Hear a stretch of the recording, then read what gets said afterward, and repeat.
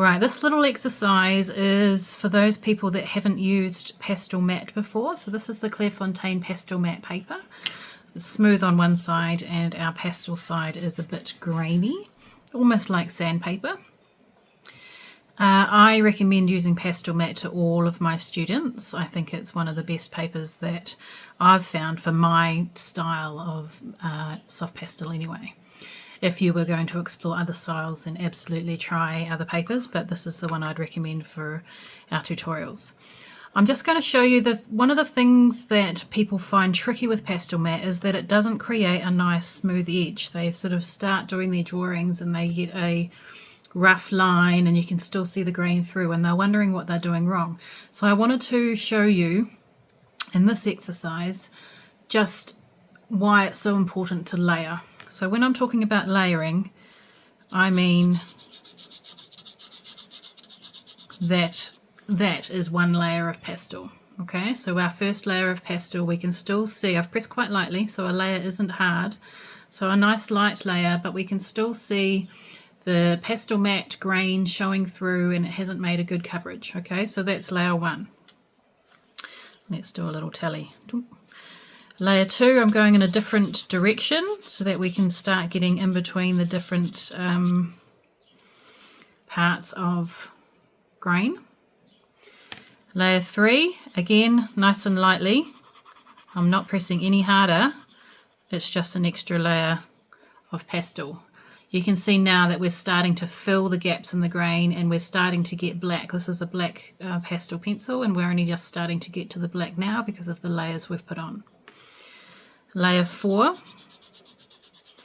we have almost filled, or getting almost filled to the grain. We're getting a nice coverage. Layer 5, we've got a nice amount of coverage now. Now if you do this exercise along with me, by layer 6 we can now feel the pastel moving under our pencil. It feels nice and smooth. Not only are we getting a nice smooth surface on top of the paper, but it actually feels so much nicer to draw on.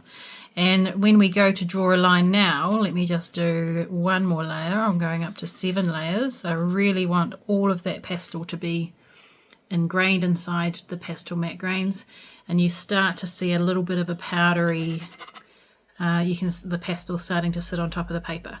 But now, if I go to draw a line and I want a nice thin straight line with no rough edges, I'll go on with white so you can see what I mean. I can get the thinnest, nice, such subtle line now that I've got the layers on. If I had tried to do that, I'll do it in black just so you can see what I mean,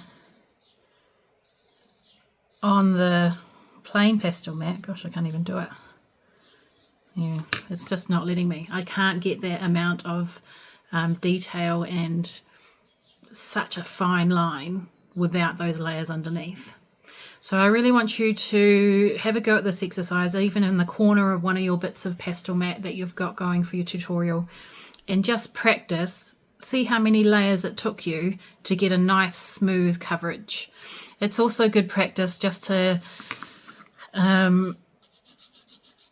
practice going nice and lightly.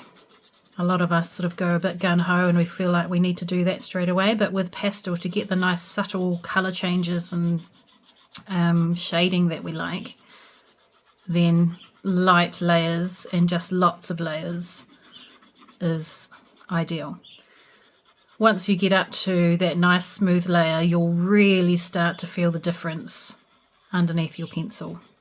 And you can go in cross-hatching or in circles. Just make sure it's in different directions so that we can get into all those different parts of the grain. I'll often use my finger to smooth out the top layer, and then I can go in with those fine details that I so love to do in my drawings. So go forth, have fun with layers.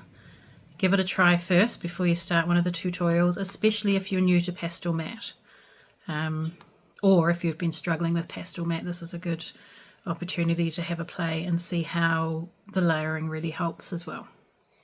All right, have fun.